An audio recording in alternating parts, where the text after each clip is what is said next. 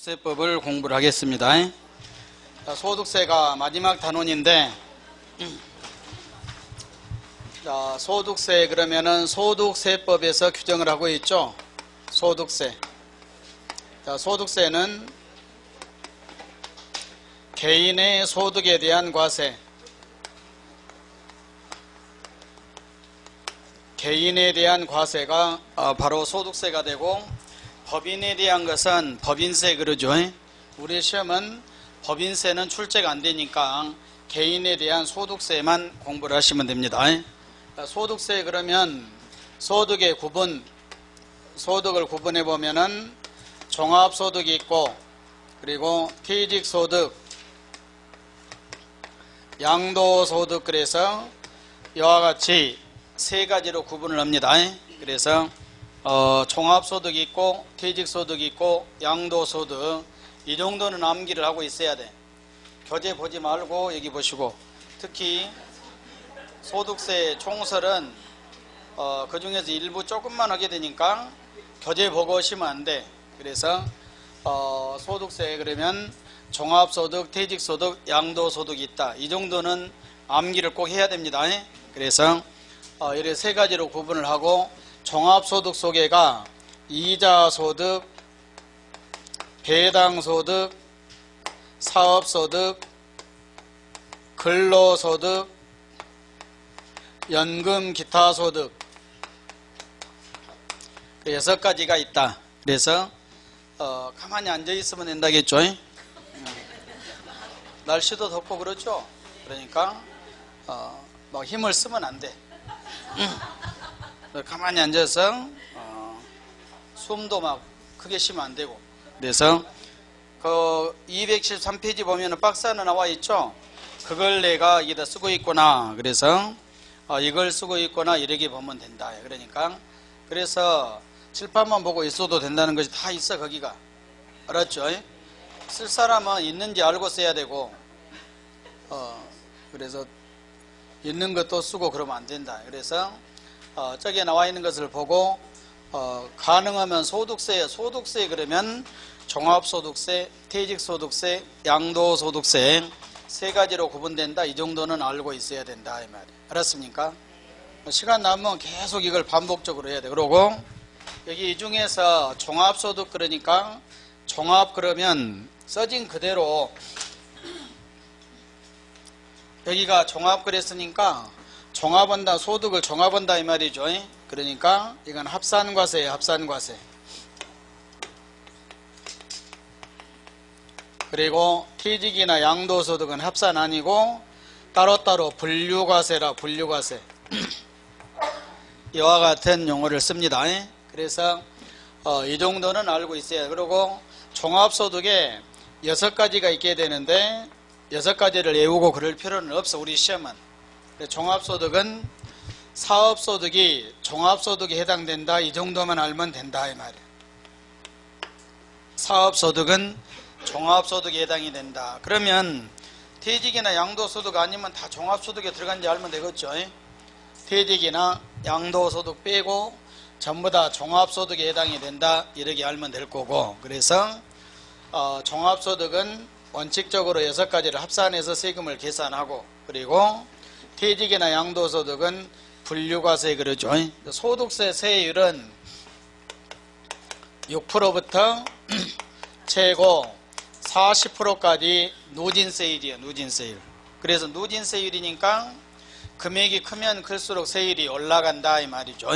그러니까 종합소득세나 퇴직소득세나 양도소득세나 원칙적으로 세율은 6%부터 40%까지 해당되는 세율이 적용이 된다 이 말이에요. 뭔 말인지 알았죠? 그렇기 때문에 단순히 이것만 봐도 여기는 합산해 보니까 6가지를 따로따로 한 것이 아니라 합산해서 이 세율을 적용을 하고, 그러면 각각 하면 세율이 낮아진지 알겠죠? 합산하니까 금액이 크면 높은 세율이 적용이 된다. 그러게 되니까 여러분들이 종합소득에 해당된 것들이 소득이 발생하면 합산해서 세금을 계산하게 되니까, 우리가 이제 원래 세법을 배우는 이유는 뭐냐면 공인중개사는 시험 보기에서 배우지만 원래 세법을 공부하는 것은 세법을 정확히 알고 세금을 정확히 납부하고 이러게 하기 위해서 내는 거예요. 좋은 취지로. 알았습니까? 근데 우리가 좀 응용해서 보다 보면은 우리 세법을 배우는 이유가 뭐냐면 나의 세금을 이르게 하고 법 테두리 범위 내에서는 세금을 좀 절세 줄이려고 공부를 한 것이다. 그러니까 항상 세법을 공부할 때는 세법을 알고 세금을 줄여야 되겠구나 그 생각을 하고 공부하면 안 잊어버려. 그러니까 퇴직이나 양도소득은 이것들을 따로따로 세금을 계산해 갖고 적용을 하게 되니까 이건 큰 문제 없죠. 근데 종합소득은 합산되게 되니까 나에게 이런 소득을 합산. 예를 들어서 직장 다니면 근로소득인지 알고 있죠? 근로소득. 그놈에다가 은행에다 예금해서 이자 받으면 자기 근로소득하고 이자하고 합산해서 세금을 계산하는 거예요. 알았습니까? 그리고 뭐 투자해 갖고 배당 받으면 배당하고 근로 합산이 되고 이런 식으로. 사업 만약에 직장도 다니고 사업도 오게 되면 합산해 세금을 계산한다. 그래서 종합소득에서 우리 공인중개사 시험에 관련된 것은 사업소득이 관련되죠. 사업소득에 부동산 관련 사업, 대표적인 것이 부동산 임대 사업이 있죠. 그리고 부동산을 사고팔고 하는 부동산 매매업, 그리고 건설업 중에서도 주택을 신축해서 판매하는 주택 신축 판매 사업. 그래서 대표적인 세 가지가 부동산 관련 사업들이 있다. 그래서 종합소득에서 공부해야 될 것은 세 가지뿐이 없어. 사업소득에 부동산 임대 사업이나 부동산 매매업이나 건설업의 주택 신축 판매 사업이나 세 가지뿐이 없죠. 그래서 전체를 보되 그 중에서 우리가 알아야 될 것이 뭐인가를 이렇게 보시라. 그러니까 종합소득은 한 종류니까 원래 여러 종류지요. 종합소득은 여러 개 중에서 우리가 필요한 것은 이것만 한다 이렇게 알고 이걸 공부한다 이 말. 알았습니까? 그러니까 전체를 보고 이걸 외우고 그럴 필요는 없다 이 말이에요. 그러나 종합소득은 한 가지가 아닌 줄은 알고 있어야 돼. 알았습니까? 그러나 퇴직이나 양도소득은 어쩝니까? 한 종류뿐이 없죠. 퇴직소득대로 양도소득대로. 그래서 이걸 그래 요놈대로 분류과세, 각각 분류과세. 그 다음 종합소득은 종합합산과세 그러죠. 그래서 이런 용어가 시험 문제가 되는 거예요. 예를 들어 양도소득은 다른 소득과 합산하면 안 되죠. 그래서 양도소득은 다른 소득과 합산과세 된다. 그럼 틀리고 분류과세 한다. 이렇게 해야 된다. 이걸 대비를 해서 소득의 구분이죠. 먼저 이걸 이 정도만 잘 알고 있으면 소득의 분류 종합소득세에서 소득세 총설이 거의 끝난 겁니다. 그러니까 이것이 소득의 구분 때문에 시험 문제에서 출제가 돼. 그래서 종합소득, 퇴직소득, 양도소득 세 가지 정도 남기하고 종합소득에 여러 가지가 있는데 사업소득이 있다. 사업소득에 부동산 임대사업, 부동산 매매업, 주택 신축 판매 사업. 그래서 세 가지 정도 이렇게 되죠. 그걸 공부를 해야 될 거고 시험 문제는 종합소득에서 한 문제 정도나 한 문제 정도. 그리고 양도소득, 퇴직소득은 부동산 관련이 없이 시험에 출제 안 되고 그리고 양도소득에서 시험 문제가 한 6, 7문제 정도 이렇게 나오고 그래서 이와 같이 출제가 되게 되니까 우리가 이제 소득세 중에서도 양도소득세에 대해서 자세히 공부를 해야 되죠. 시험 문제가 거기서 출제가 다 되니까. 종합소득에 간단히 끝내고 그래서 교재에 보면 274페이지 보면 거기가 납세 의무, 납세지 나와 있죠. 그 중에서 납세지만 알면 돼. 납세지. 그럼 아까 소득세 납세지 했죠. 소득세 납세지는 거주자, 비거주자 나눈다겠죠. 거주자는 주소지, 비거주자는 사업장 소재지. 사업장이 없으면 소득이 발생하는 장소 그랬죠. 그래서 그 정도 하면 끝난 겁니다. 뒤로 넘겨서 다음에 277페이지 보면 소득세 과세 기간 정도 알아야 돼. 소득세 과세 기간은 1년입니다. 1월 1일부터 12월 31일까지 1년이다. 1년. 그리고 그 원칙만 알면 되고 예외도 필요 없고. 뒤로 넘겨서 2절에 부동산 관련 사업소득 나와 있죠. 거기에 나와 있는 부동산 관련 사업소득에서 저기 279페이지 가게 되니까 2번에 부동산 임대 관련 사업소득 나와 있죠. 그래서 임대 관련 사업소득이 제일 중요해. 시험 문제에서는 그게 주로 시험 문제 나온 겁니다. 사업소득에서 부동산 임대 사업을 한 경우죠. 거기 보면 1번에 개요 1번에 포함되는 것 그랬죠. 동그라미 1번에 보니까 부동산을 미등기 국외부동산 포함한다고 했죠. 그래서 미등기나 우리 실질과세기 때문에 등기 미등 관계없어. 좌우지간 부동산을 임대하면 뭐가 된다? 임대사업소득에 해당이 된다. 그리고 2번에 자기 소유 부동산을 타인의 담보로 사용하게 하고 대가를 받은 것도 임대입니다. 2번 잘 봐두시고 3번에 부동산상의 권리를 대여한 것도 역시 임대다 이 말이에요. 그런데 2번에 제외되는 것에서 부동산에 관한 권리 중 지역권과 지상권은 제외. 지역권, 지상권 찾았죠? 지상권, 지역권에 대여는 부동산상에 관한 권리에 해당이 되지 않는다 이 말이에요. 어디에 해당되냐? 임대사업이 아니라 기타소득으로 들어가. 기타소득은 종합소득의 마지막 기타소득 나와 있죠?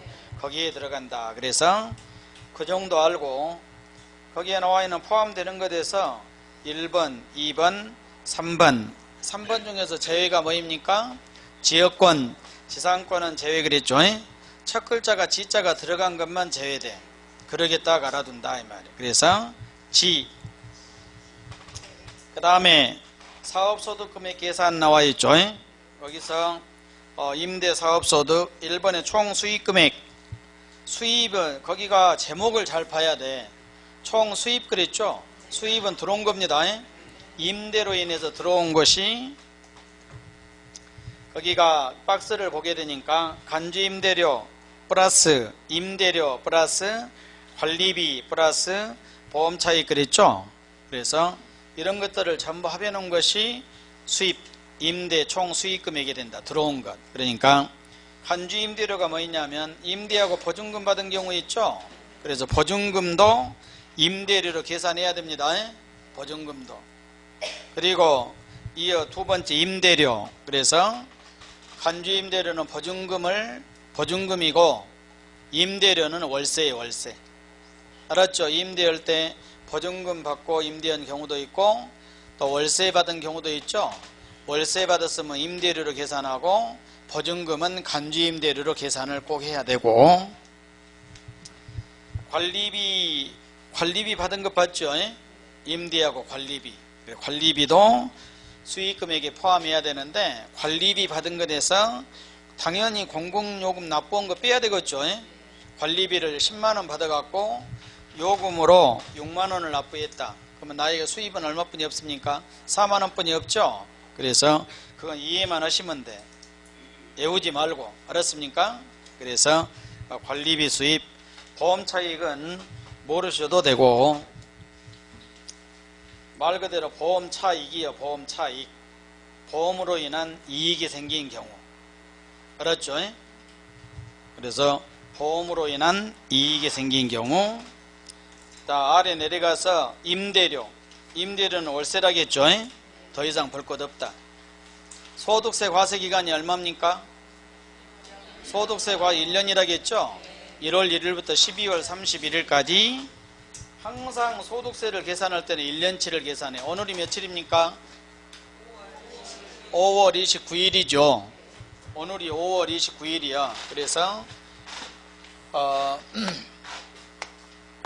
작년 2016년도 1월 1일부터 12월 31일까지 소득세는 1년치를 계산을 해서 신고가 다음 년도 5월 1일부터 5월 31일까지. 그래서 내일까지 작년 소득세 확정 신고를 해야 돼. 확정 신고. 그러니까 소득세 확정 신고는 매년 5월 달이다. 5월 달.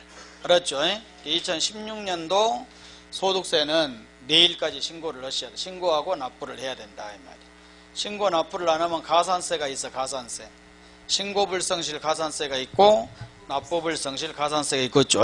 그러니까 소득세 과세기간 1년이니까 임대도 작년 1월 1일부터 12월 31일까지 임대한 것을 올해 5월 달에 신고해야 된다. 그래서 임대료 그래. 임대료.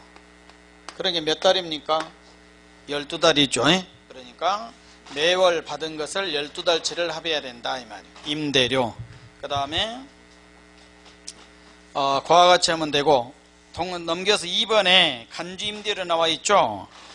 간주임대료는 보증금은 매달 받습니까? 아닌지 알죠? 그래서 처음에 임대할 때 보증금 또는 전세금을 받게 되죠. 그래서 그 받은 보증금을 임대료를 계산해야 된다. 그래서 간주임대료는 말 그대로 임대료로 간주하겠다 이 말이에요. 그래서 아래에 거기에 나와 있는 시글법 박스를 보게 되면 총 수익 금액의 산입할 금액 그랬죠. 해당 과세기간의 보증금의 적수 그랬죠. 보증금만 알면 돼 그냥. 알았습니까?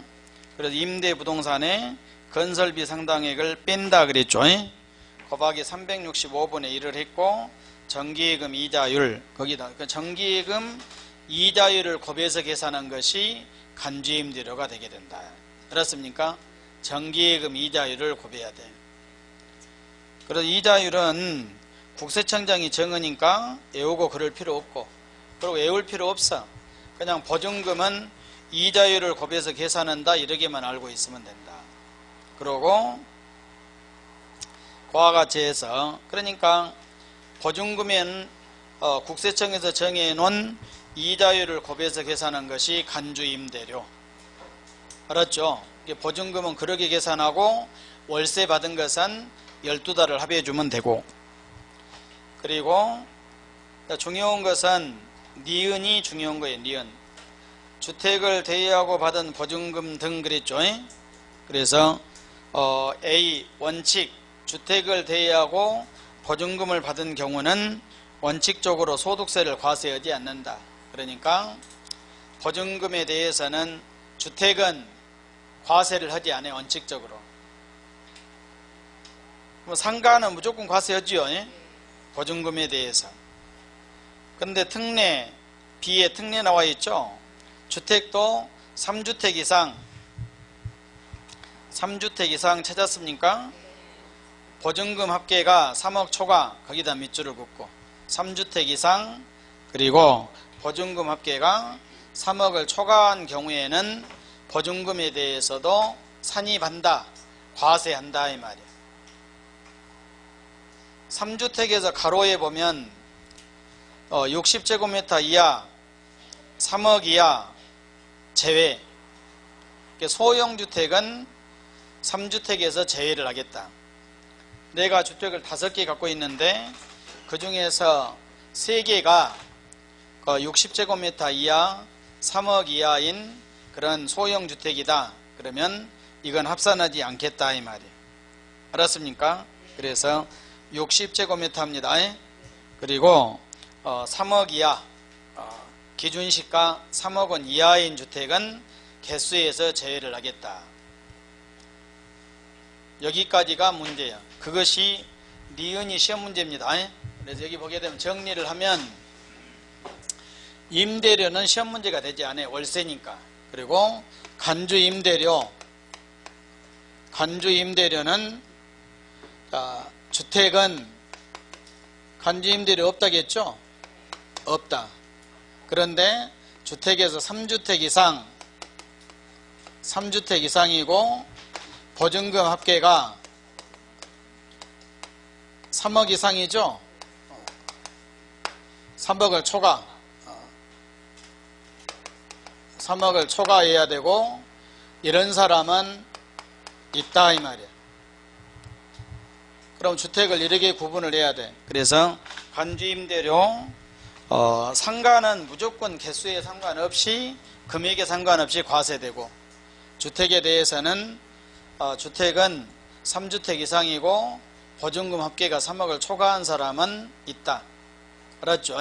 이걸 꼭 기억을 하셔야 돼. 그리고 주택수 개수를 계산할 때 3주택 이상을 계산할 때 소형주택은 제외. 소형주택의 기준이 얼마냐 그러면 60제곱미터 이상이고, 그리고 기준시가 3억 이하가 되고, 그러니까 3주택에서 전부 3자가 들어가. 60제곱미터만 빼고.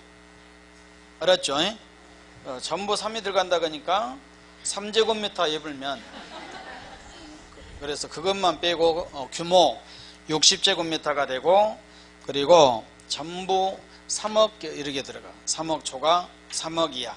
알았죠? 소형주택의 기준도. 그래서 이건 구체적인 내용까지 알아야 됩니다. 이것이 주택에 대해서는 보증금 전세금에 대해서는 과세를 하지 않으니까.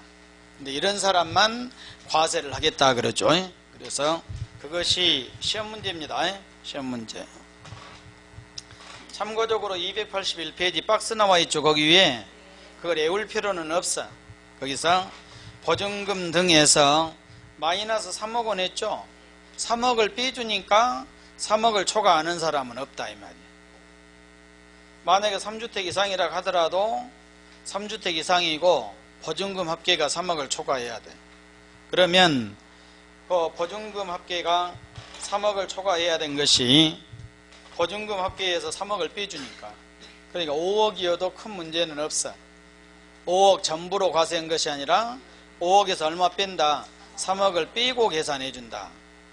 알았습니까? 3억을 빼고 계산해 주고, 그래서 이걸 기억하시라고 3억을 초과해야 해당이 된다 이 말이에요. 만약에 3주택 이상이라 하더라도 보증금 합계가 3억이 못 되면 3억을 빼보니까 0대 불죠. 마이너스 대 불고. 그리고 또 60% 곱하기 60%의 밑줄을 긋고, 만약에 5억이어도 3억 빼고 2억 남은 놈의 60%만 과세를 해. 전부 과세가 아니라. 알았죠? 그러니까 그런 것들이 시험 문제 지문으로 나오면 3억을 초과해야 되고, 초과한 금액의 몇 프로만, 60%만 계산이 된다 이런 겁니다. 아주 복잡하게 나오면 그런 말이 나와. 근데 그러기 알고 이런 정도만 정리를 하고, 3주택 이상일 때 계산하는 방법, 3억을 빼고 계산해주고 60%만 계산이 되고. 알았죠? 시험 문제 계산 문제는 나오지 않습니다. 간주임대료 계산은 나오지 않아. 그 다음에 거기가 4번으로 가게 되니까 비과세 대상. 비과세는 과세를 하지 않죠. 1번에 보면 논밭, 농지를 임대한 경우는 비과세. 2번에 한 개 주택을 소유한 자의 주택 임대소득 비과세. 한 개 주택 소유자입니다. 주택을 한 개를 가지고 있는 사람은 비과세를 해주겠다.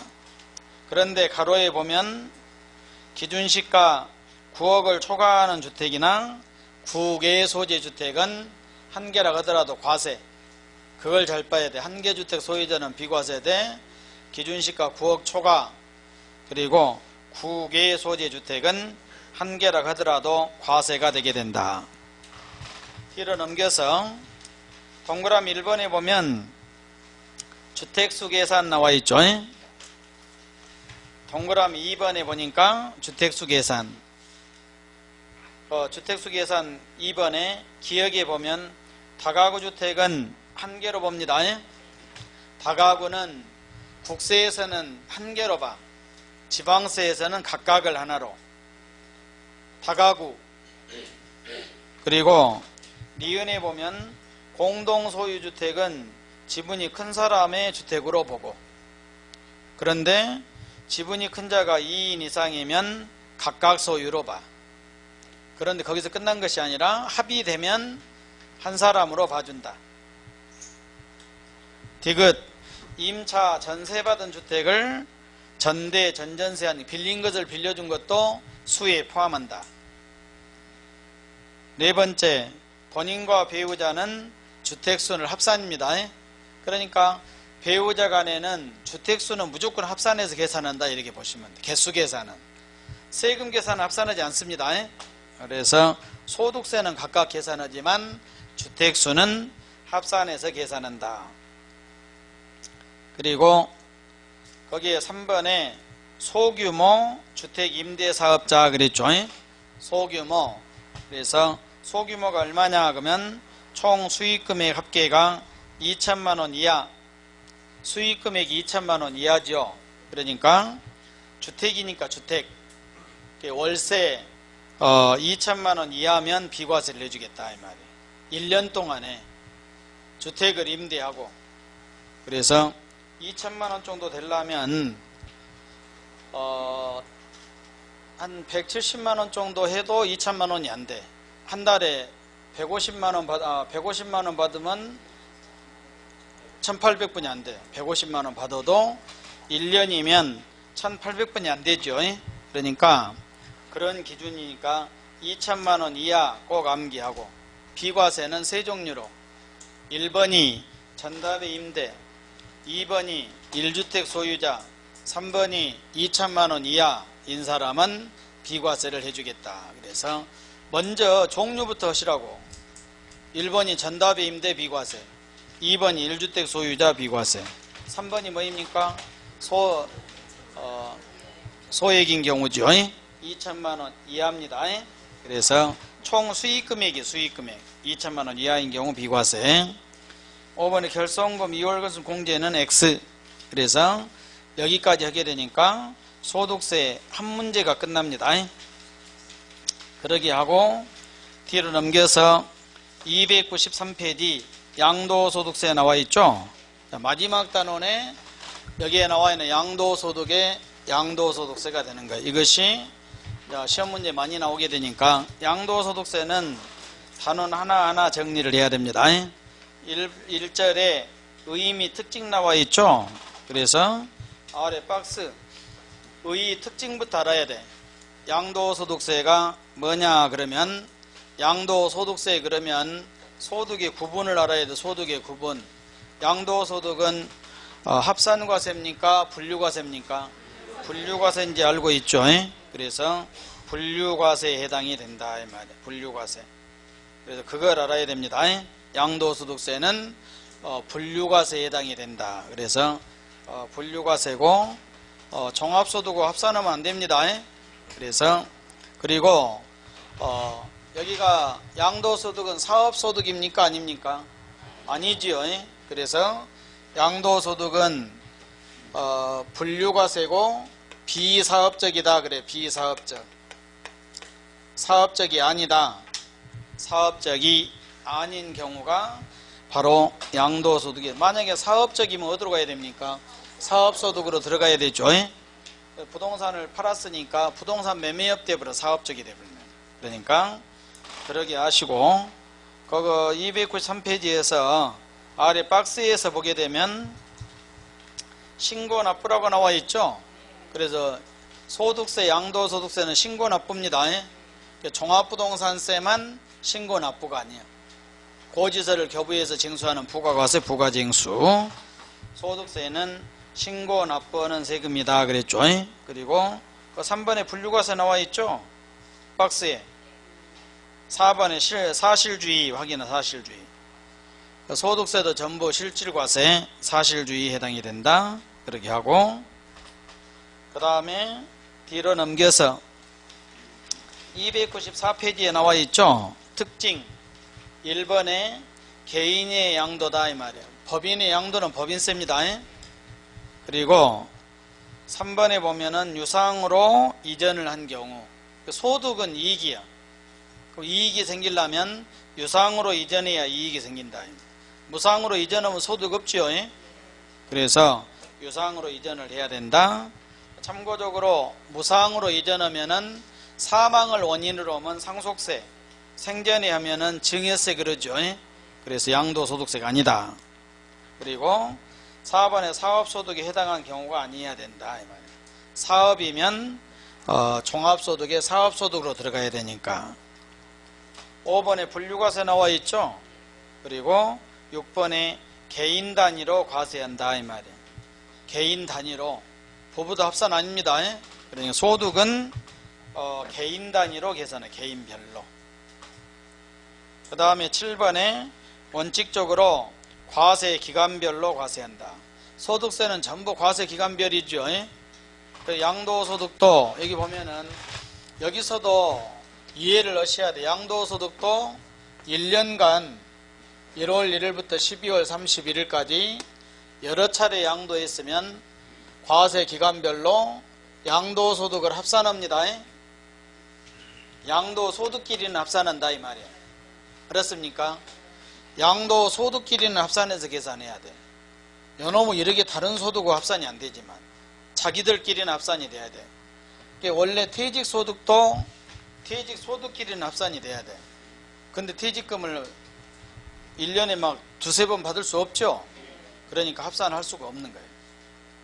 원래는 양도소득도 부동산 양도도 양도소득이 1년에 2번 이상이면 합산입니다. 그런데 일반적으로 보면 양도소득도 1년에 2번 이상 나오는 것이 거의 없어. 여러분들 부동산 판 거다 생각해 보셔봐. 작년 2016년도에 부동산을 몇 번 팔았습니까? 지금까지 한 번도 안 팔았는데 그래. 태어나서 지금까지도 한 번도 안 판 사람도 얘기가 많아. 그러죠? 자기 명의로 부동산을 샀을란가는 모르지만 아직도 한 번도 안 팔아본 사람도 있다. 자기 명의로. 그런 사람은 엄청 많겠죠. 그래서 그래 양도소득은 실질적으로 개인별로 자주 발생한 것이 아니다 이 말이에요.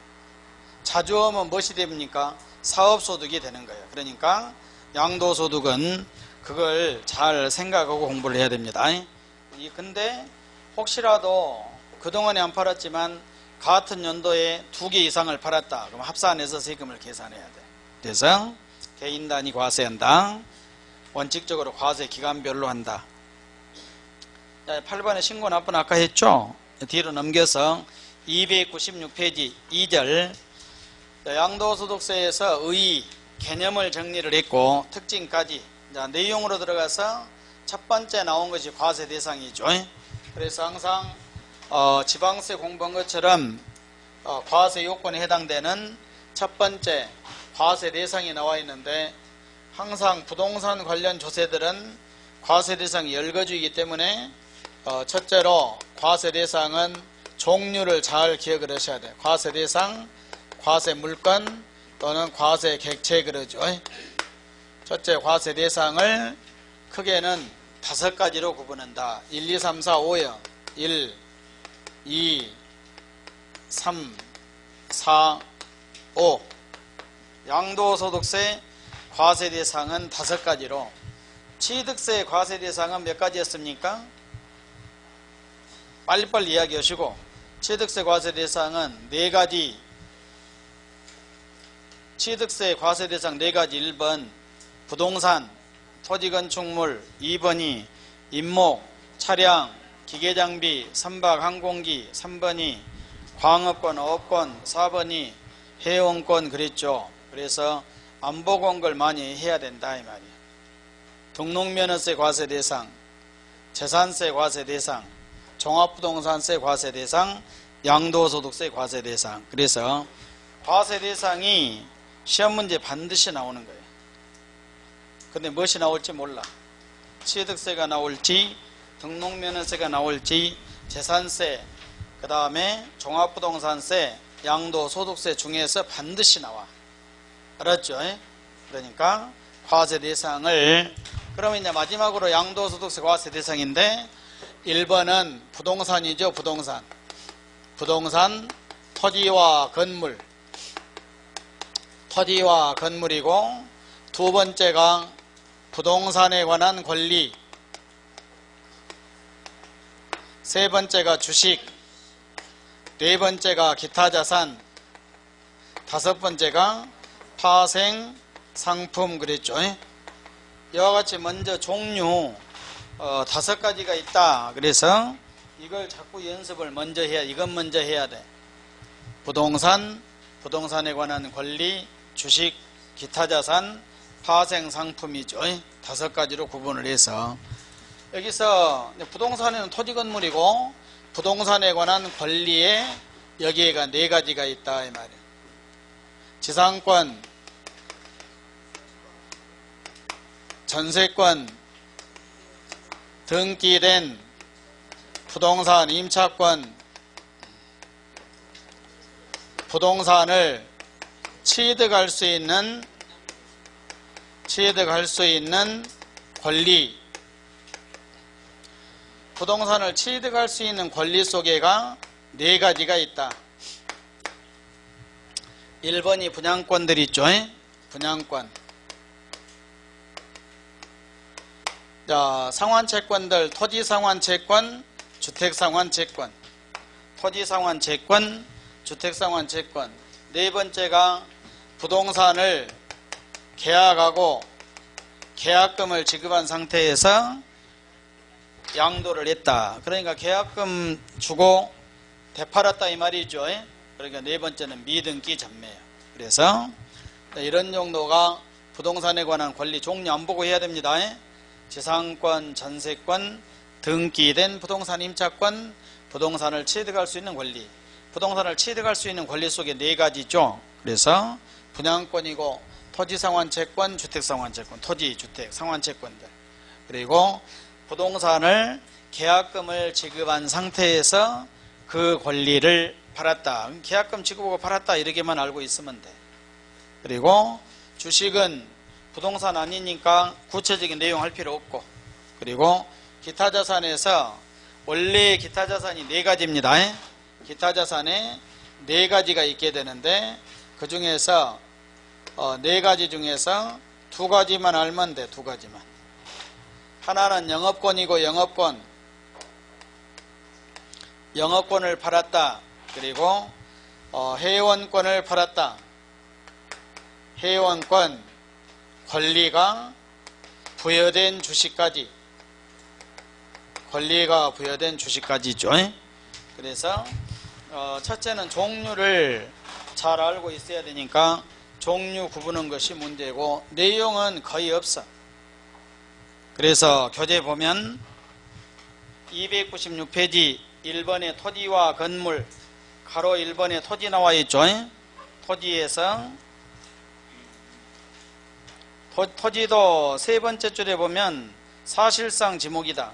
지적공부상 지목에 관계없이 사실상 지목에 의한다. 그러니까 공부는 필요 없다 이 말이죠. 그래서 미등록 토지도 다 해당되는 뜻이고, 당연히 사실상을 알 수 없으면 무엇으로 해야 됩니까?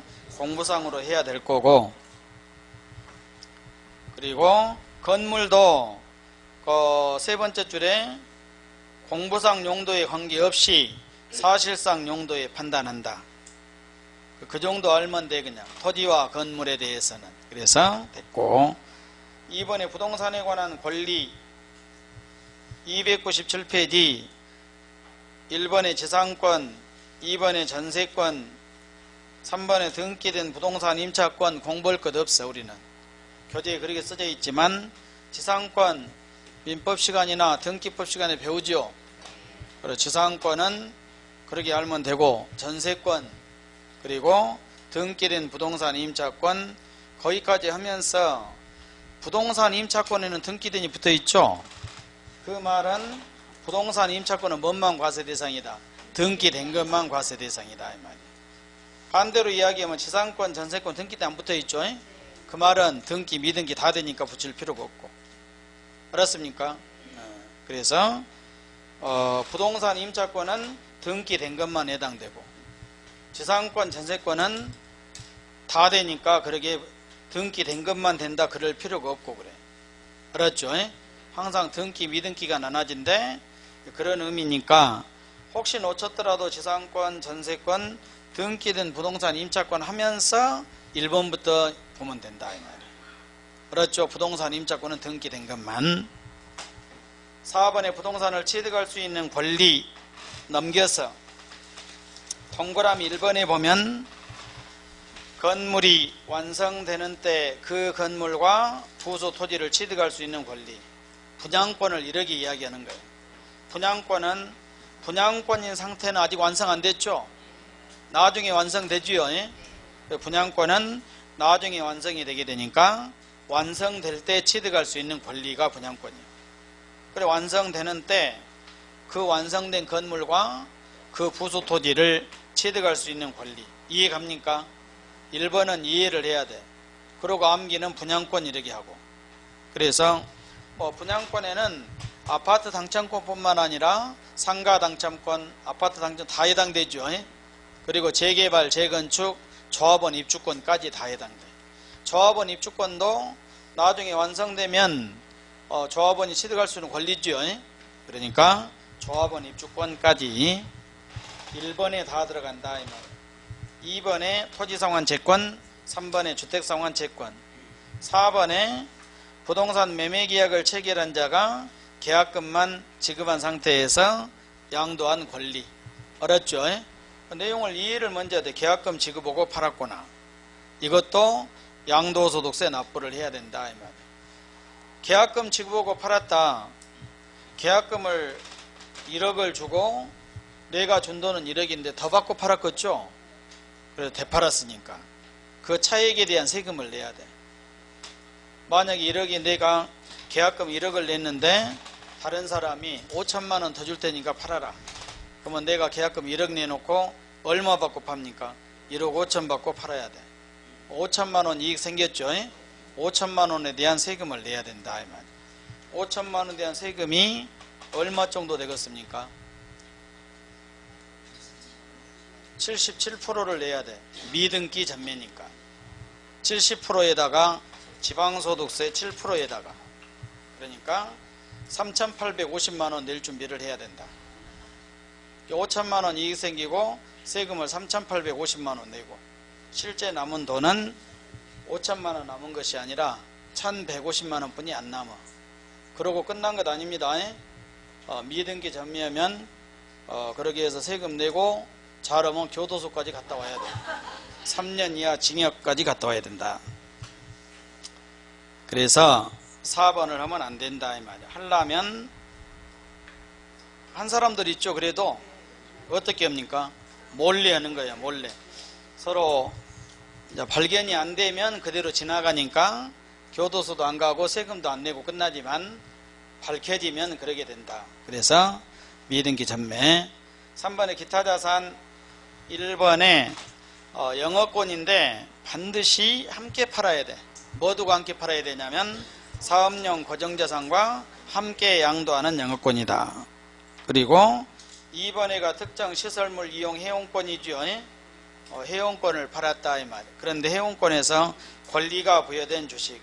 세 번째 줄에 가로 법인의 주식 등을 소유하는 것만으로 시설물을 배타적으로 이용하거나 일반 이용자보다 유리한 조건으로 시설물 이용권을 부여받게 된 경우 그 주식을 포함한다 그랬죠.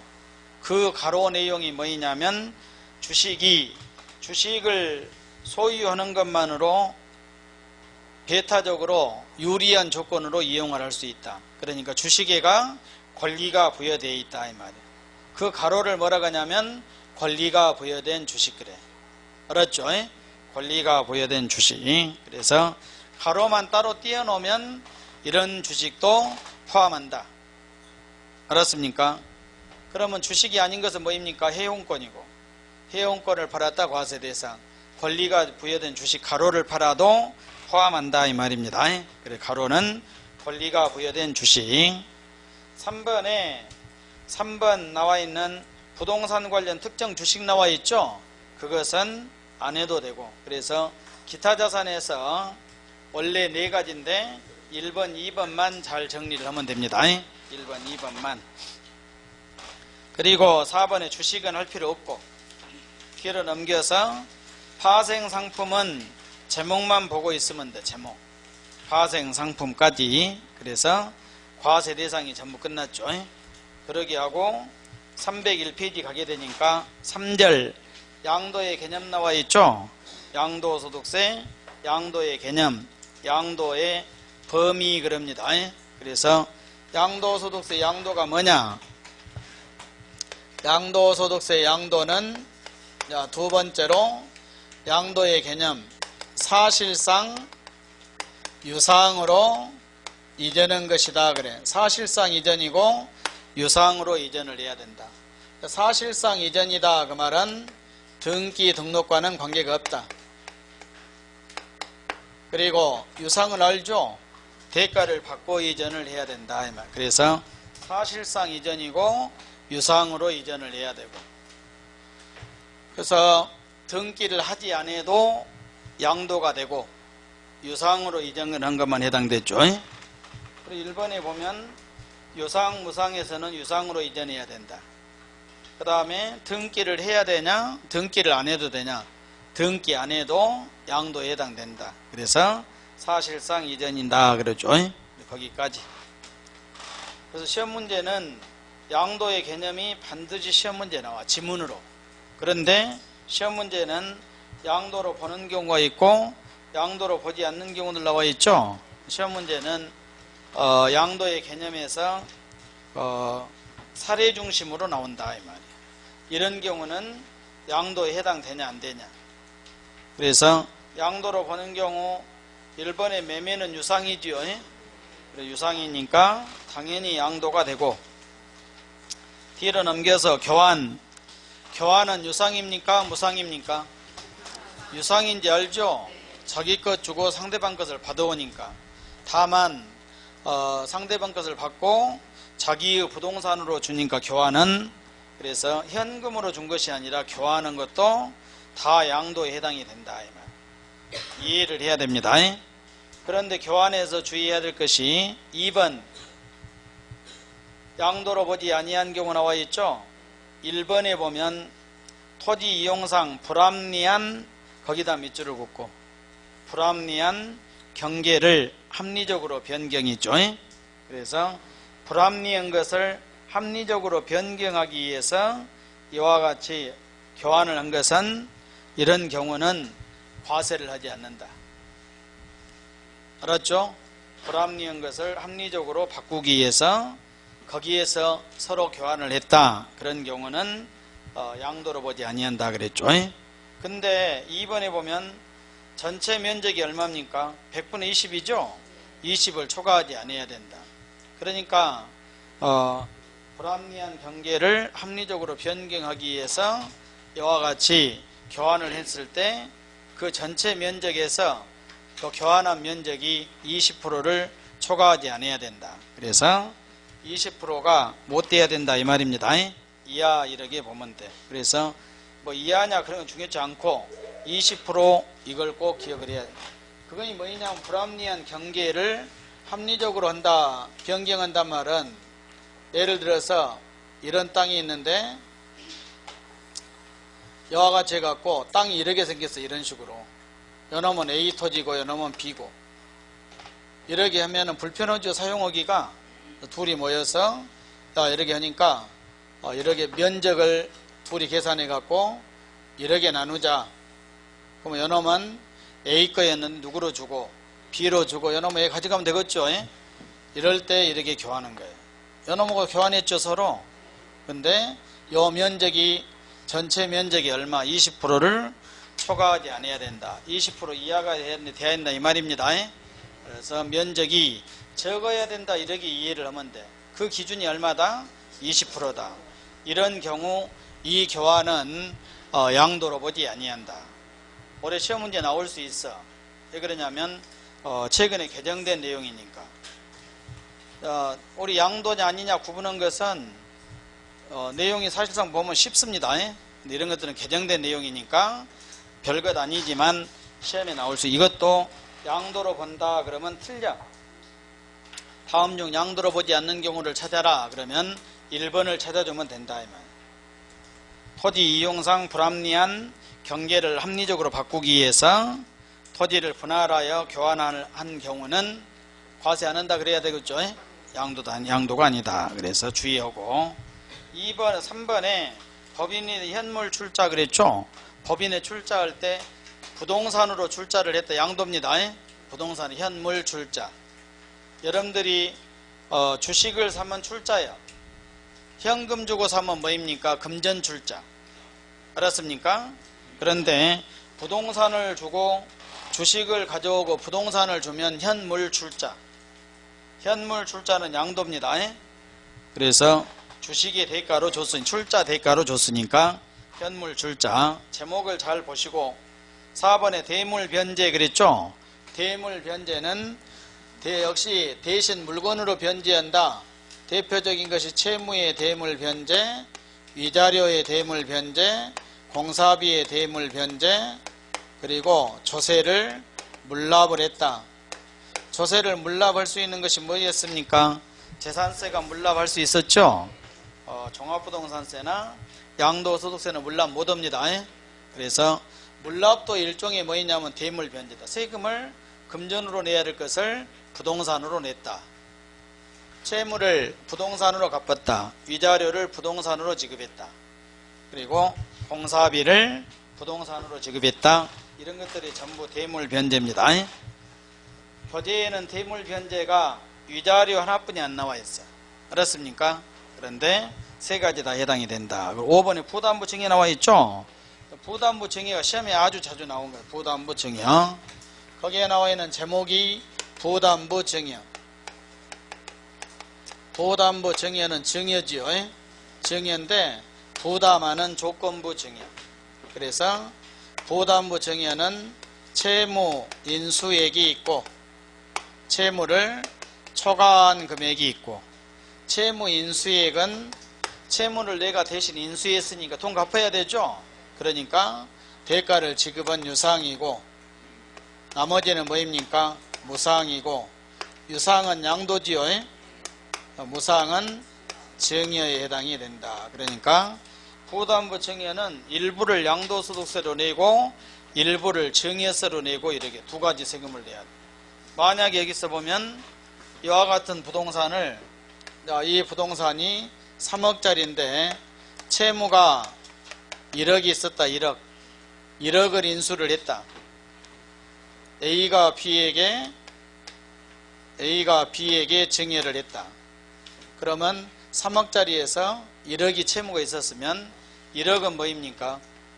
양도소득세로 내고 2억 부분은 증여세로 내고, 부동산의 가액 3억 중에서 1억은 양도소득세로 내고 2억은 증여세로 내고 3억을 두 개로 나눠야 된다. 이 말 이해가죠?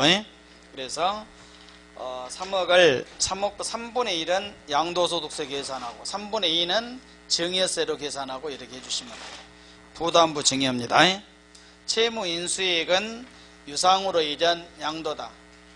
채무를 초과한 부분은 양도다. 그러면 틀리지요. 시험 문제에서 보면 그러면 내용이 이렇게 되는데 2억이 나오겠습니까? 1억이 나오겠습니까? 유상이 나오겠습니까? 무상이 나오겠습니까? 시험 문제에서는 1억이 나와. 1억. 증여세는 시험에 안 나온다니까. 알았습니까? 그러니까 자꾸 이렇게 보면은 부담부 증여에서 1억 부분, 그러니까 부동산을 나누면 돼. 전체 3억에서 1억 3분의 1은 양도소득세로 내고, 연원 부분만 양도소득세로 내고 2억 부분은 따로 띄어서 증여세로 내고, 세금을 두 개로 나눠서 계산한다. 이해갔죠? 부담부 증여입니다. 뒤로 넘겨서 기타 양도로 보는 경우, 경매, 공매 처분돼도 다 양도입니다. 경매로 처분돼도 양도예요. 양도. 양도소득세 납부해야 된다 이 말이에요. 그리고 2번도 담보로 제공한 자산이 경락된 경매지요. 그것도 3번에 수용도 양도입니다. 내가 가지고 있는 부동산이 수용됐다. 양도가 된다 이 말이에요. 양도소득세 납부하셔야 돼. 그리고 물납도 아까 대물변제다겠죠. 위자료를 부동산으로 지급한 것도 대물변제에서 나온 것이고, 그래서 양도에 해당되는 경우들 쭉 내용을 이런 식으로 보시면 됩니다. 그리고 양도로 보지 않는 경우들, 1번 무상으로 이전되면 양도 아니죠. 양도소득세가 아니라 상속세나 증여세니까. 2번에 양도담보. 양도담보는 양도 아니죠. 양도 담보. 그래서 민법 시간에 내용들을 공부한 것으로 양도 담보는 담보 조건으로 부동산을 이전해 준 것이 양도 담보가 되게 된다 이 말이에요. 그렇습니까? 돈 1억 빌리고 2억짜리 아파트를 양도 담보 조건으로 이전을 해주고, 그 조건이 뭐냐면 돈 1억을 빌리고 2억짜리 아파트를 이전해주고 언제까지 못 갚으면 그대로 이전이 된다 이 말이에요. 약속한 날짜에 못 갚으면 그대로 이전 끝나죠. 이것이 뭐냐면 양도 담보예요. 양도 담보. 위험한 거죠. 그래도 돈을 빌린 사람 입장에서는 위험한 거예요. 집 뺏게 잘못하면 그대로 2억짜리를 1억에 뺏긴다. 그걸 민법 시간에 배우죠. 그래가지고 담보권 실행한 내용을 배워. 그래서 저 뒤에서 배워 민법 시간에. 그래서 2억짜리 아파트 2억짜리를 돈 1억 빌리고 2억짜리를 이전을 해줬다. 그래갖고 약속한 날짜에 돈을 못 갚았다. 그러게 되면 저와 같이 해서 담보권 실행 그대로 넘어가죠. 이런 것들. 그래서 양도 담보. 이게 담보 조건으로 이전을 해줬으니까 이건 보관이니까 양도가 아니다. 아니죠. 그랬다가 이제 이론적으로 보면 이런 거예요. 내가 언제까지 예를 들어서 6월 30일까지 돈을 갚겠다. 그날 못 갚으면 그대로 주겠다. 이런 거죠. 근데 만약에 이걸 그럼 6월 30일 돼갖고 채무 상환을 했다. 이행을 했다. 그러면 돈 갚았으니까 그대로 찾아오면 끝나죠. 그래서 이건 원래대로 환원이 되면 돼. 그대로 찾아오면 되고, 그럼 맡겨놨다가 이것도 양도가 아니고. 그런데 채무 이행을 못 할 수 있죠. 돈을 못 갚으면 어떻게 됩니까? 변제에 충당되죠. 담보권 실행. 이건 뭐가 된다? 양도에 해당이 된다. 그래서 그대로 담보는 양도가 아니다. 외우지 말고 이해를 하셔야 된다. 아무것도 아닙니다. 근데 시험 문제 자주 나와. 처음에 1번 담보 조건으로 이전을 해준 거나 채무 이행을 한 경우나 채무 이행을 못해서 변제에 충당이 된 경우나 셋 중에 하나가 지문으로 나오면 양도다 아니다를 구분해야 된다 이 말이에요. 첫 번째, 두 번째는 양도 아니죠. 세 번째면 양도가 되고, 어려운 문제가 절대 나오지 않는다. 환지 처분 알죠? 환지, 종전의 토지 대신에 새로운 토지를 받았다. 개발 사업을 한 경우 환지 방식으로 개발을 한 경우 환지. 환지 처분 당연히 양도 아니죠. 근데 환지에서 증환지, 감환지 있죠. 증환지, 감환지. 증환지는 증가했다. 이건 취득입니다. 감환지는 양도죠. 그래서 증환지는 뭐냐? 원래 500평이었는데 600평을 받았다. 그러면 더 받은 것을 돈 내야 되죠. 그래서 500평이었는데 600평을 받았다 그러면 100평을 취득한 것이고, 만약 600평이었는데 500평을 받았다 그러면 감소된 거 돈 받아야 되죠. 줄어든 것을 돈 받고 판 것이 되고 그런다 이 말이에요. 알았습니까? 그래서 환지 처분은 그런 식으로 해서 증환지, 감환지까지 뒤로 넘겨서 4번에 보면 보류지로 충당은 양도 아니지요. 공사비에 충당되거나 이런 토지들은 보류지, 양도가 아니다. 그리고 5번에 공유물 분할, 재산 분할은 공동소유물을 지분대로 나눈 것은 양도 아니지요. 그래서 지분대로 나누면 양도가 아니다. 그리고 6번에 보면 신탁해지도 양도 아니지요. 신탁해지. 그리고 7번에 매매의 원인 무효로 원래대로 환원되면 양도 아닙니다. 매매의 원인 무효가 되면. 그 다음에 4번에 보면 가장 중요한 것이 배우자 직계 존비속 간의 양도예요. 제목 그대로 배우자 간의 양도, 직계 존비속 간의 양도는 양도입니까 아닙니까? 돈 받고 했습니까? 돈 안 받고 했습니까? 일반적으로 돈 안 받고 한다. 그러니까 양도가 아니라 증여로 추정한다. 그래, 증여. 알았죠? 배우자 직계 존비속 간의 양도는 대부분의 양도가 아니라 증여로 추정한다. 먼저 이걸 알아야 된다 이 말이에요. 왜 증여인지 알죠? 배우자 간에는 돈 받고 이런 건 아니니까. 남편의 부동산을 부인에게 이전됐다. 남편이 부인에게 돈 받았겠습니까? 그런 사람도 있습니까? 그런 남편 있는데 못 봤죠? 근데 있을 수도 있다. 그래서 예외적으로 양도가 되는 경우도 있다. 예외적으로. 예외적으로 특별한 경우죠. 뒤로 넘겨서 308페이지 보게 되면 배우자 직계 존비속 간에도 돈을 주고받고 해야 되는 경우들 1번 경매, 2번 파산 선고로 처분이 된 경우 3번의 공매까지. 그래서 묶어서 경매, 공매, 파산 선고 하나로. 알았죠? 경매로 처분되거나 공매로 처분되면 돈 주고받고 해야 된다. 파산 선고로 처분이 된 경우도 돈 주고받고 해야 된다 이 말이야.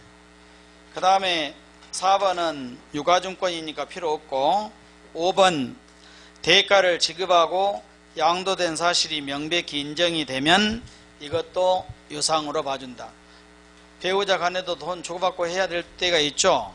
그러면 주고받고 온 것이 인정이 되면 양도로 봐준다. 인정되는 것들이 대표적인 기업, 등기 자산을 서로 교환했다 이 말이에요. 그러면 쌍방 모두 양도지요. 알았습니까? 남편의 부동산, 부인의 부동산을 서로 교환했다. 그러면 쌍방 모두의 유상이다 이 말이에요. 남편의 부동산을 부인에게 줬고 부인의 부동산을 받아왔고 그러면 대가를 받았습니까? 안 받았습니까? 부동산으로 받은 것도 대가 받은 거예요. 여러분들은 돈으로 받아야 유상이고 돈 안 받으면 유상 아닌 것으로 생각하면 안 돼. 알았죠? 남편의 부동산을 교환이 아니라 부인에게 이전해주고 아무것도 안 받으면 무상이고 남편의 부동산을 부인에게 이전해주고 부인으로부터 그 상당하는 부동산을 받았다. 그러면 대가 받았죠? 그걸 이해를 빨리 해야 돼. 애우지 말고. 그래서 배우자 간에 교환했거나 쌍방 모두 양도. 두 번째 과세 받았거나 신고한 소득 상속 수중재산 증여받은 재산가액으로 대가를 지출한 사실을 입증했다. 대가를 지급한 사실을 입증을 해야 된다. 입증을 무엇으로 해야 되냐? 그러면 소득으로 증명을 하거나 상속받은 돈으로 줬거나 증여받은 돈으로 준 것을 입증을 해야 된다 이 말이에요. 이해 갑니까? 그리고 세 번째 소유재산을 처분, 내 재산을 처분해서 받은 돈으로 줬다 이렇게 해야 된다 이 말이에요. 이해를 해야 됩니다. 그래서 이런 것으로 입증을 해야 되고 입증하지 못하면 무상으로 본다 이런 뜻이야. 그리고 3번에 배우자 직계 존비속 간의 부담부 증여 나와 있죠. 그냥 부담부 증여로 나오면 이렇게 문제를 풀 때 이렇게 해야 돼. 그냥 부담부 증여로 나오면 채무 인수액은 양도, 초과액은 증여 무조건 쓰면 되고. 근데 앞에가 배우자 직계 존비속에 들어가 보면 항상 배우자 직계 존비속 간은 돈을 주고받고 하는 것으로 본다겠죠. 그러면 무엇으로 봐야 되냐? 전부 증여다 그래야 돼. 돈 안 받고 준 것으로 봐야 된다 이 말이야. 왜? 배우자 직계 존비속 간이니까. 그래서 배우자 직계 존비속 간에는 채무가 인수 안 된 것으로 봐. 자, 집에서 남편의 채무, 부인의 채무 같습니까? 다릅니까? 남편이 갚아야 될 채무나 부인이 갚아야 될 채무가 같다, 다르다? 같다. 다르다가 틀린 것 아니에요. 그러니까 같은 집도 있고 틀린 집도 있고 그래. 우리 집은 남편, 부인 분명히 정확히 구분을 하니까 다르다. 우리 집은 재산의 구분이 없으니까 같다. 박근혜하고 최순실은 같습니까? 다릅니까? 같다 간 사람도 있고 다른 사람도 있고 재판해봐야 알아. 판결이 나야 알 수 있어. 알았죠? 그래서 집에서도 같은 경우도 있고 다른 경우도 있고 그래. 그래서 일반적으로는 배우자 간에는 네 재산 내 재산 구분 안 하니까 남편 명의의 채무나 부인의 채무가 같이 봐야 되니까 채무가 인수 안 된 것으로 본다 이 말이에요. 전부 증여로 봅니다. 그런데 채무가 특별한 채무, 국가 등에 대한 채무나 금융기관에 대한 채무나 기타 확인된 채무면 채무가 인수된 것으로 본다. 그래서 거기도 채무가 인수, 거기 1번이 바로 뭐냐면 채무가 인수되지 않은 것으로 추정한다겠죠. 이게 전부 증여다. 2번은 객관적으로 입증된 경우는 채무가 인수된 것으로 본다. 객관적으로 입증이 되면 채무 인수된 것으로 보니까 채무 인수액은 양도고 초과액은 증여가 되죠. 그래서 항상 배우자 직계존비속은 그냥 같은 것으로 보는 것이 일반적인 것이고 다른 것으로 보는 것이 예외적이다, 이렇게 보면 됩니다. 그래서 그거 이제 문제풀이할 때 좀 연습을 해야 돼, 이런 것들은. 알았습니까? 내용을 정리를 하고 여기까지 해서 양도소득세, 양도냐 아니냐가 끝났죠. 자, 뒤로 다음에 4절에 양도취득시기 나오죠. 양도취득시기부터 다음 시간에 합니다. 오늘 여기까지 하겠습니다. 수고하셨습니다.